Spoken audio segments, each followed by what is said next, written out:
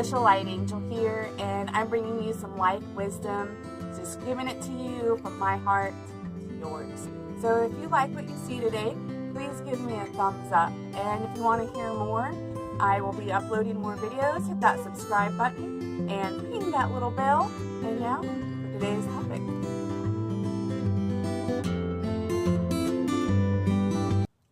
Hello, beautiful. How are you today? So, welcome back to my little temple space. And today I want to go over 4 steps of forgiveness, or at least knowing that you've come to that place of forgiveness and moved on. Okay? So, number 1. The first thing you want to do is make a choice to forgive. Now, you can go about this different ways. It could be that there's some type of a circumstance that has triggered perhaps a said past trauma in your life, and you're tired of having this trigger come up, reliving this pain, because it happens every single time this trigger comes up. The pain is triggered, you feel it, it hurts, it's not fun. So that's one way that you might come to the choice of working on trying to forgive somebody for a trauma that they might have caused you, because you no longer want to feel this pain.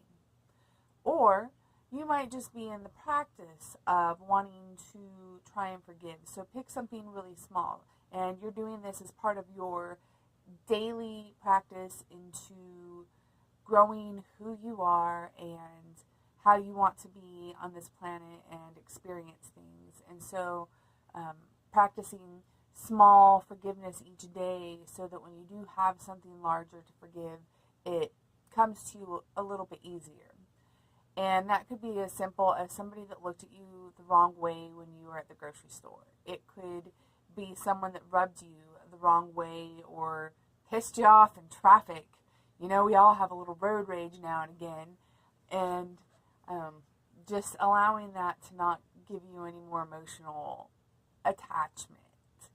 So, number 1, coming to that choice, however it is that you decide to make that choice, coming to the decision that you're going to tackle trying to come to a place of forgiveness for this person, this situation, or even yourself.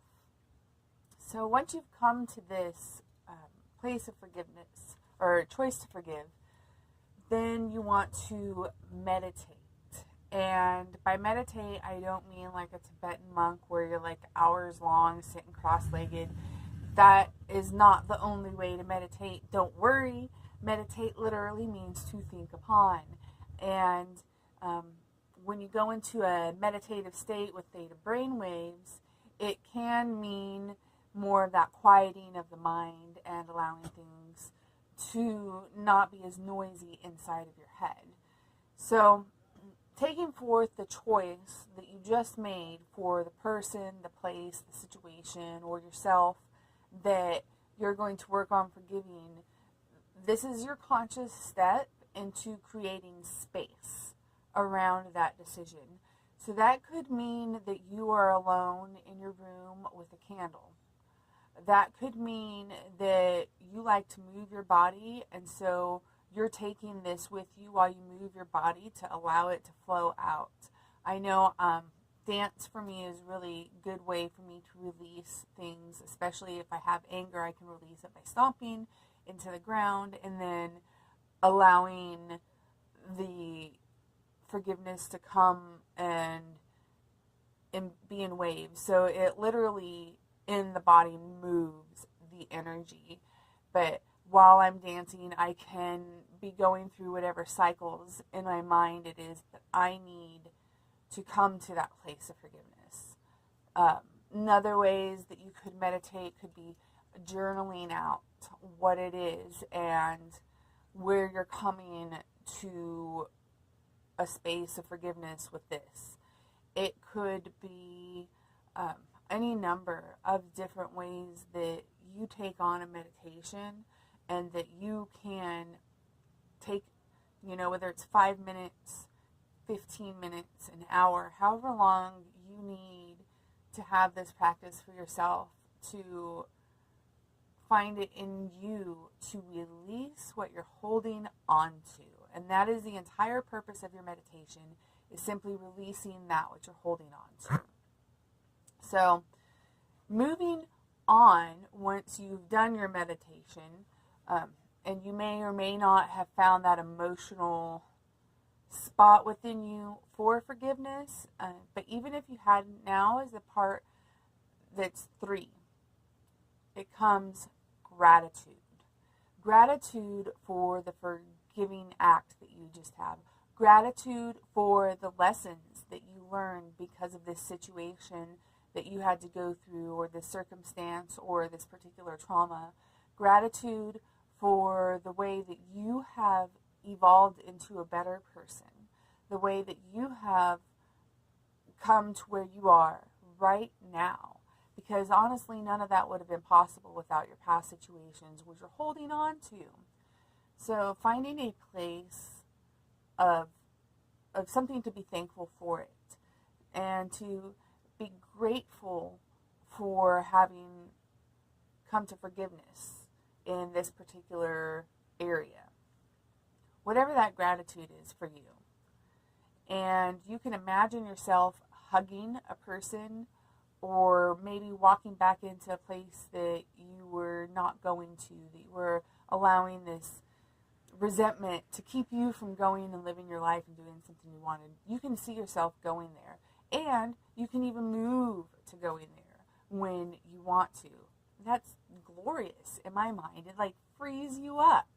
So the act of the meditation followed by the gratitude, all in this one encompassed space that you've created, is the real meat and juice of working on forgiving someone. And if you can't do it the first time, keep going back until you feel what I call step 4, and that is grace. When you come to a state of grace, it is the most beautiful thing, because you no longer have any kind of emotional attachment or any kind of emotions that draw you and take away from your life because you're holding on to a resentment.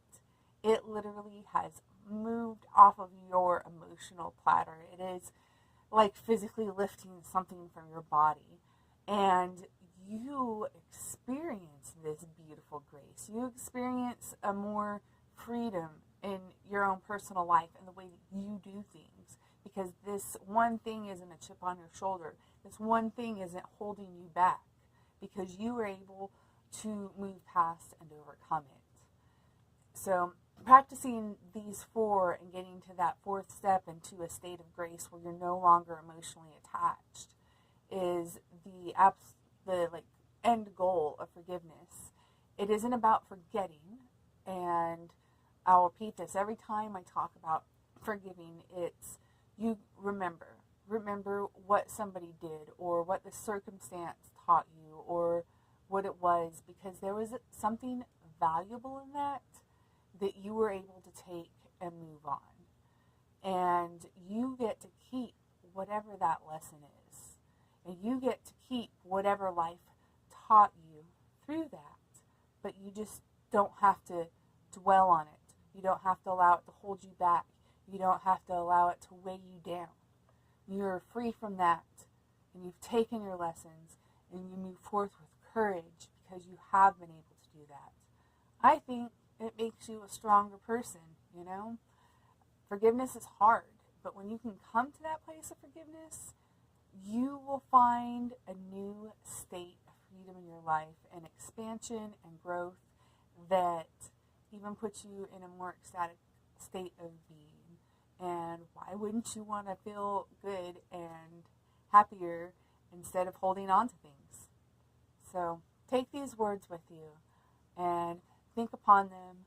Find places of forgiveness for people and situations and yourself, and find that compassion and find grace.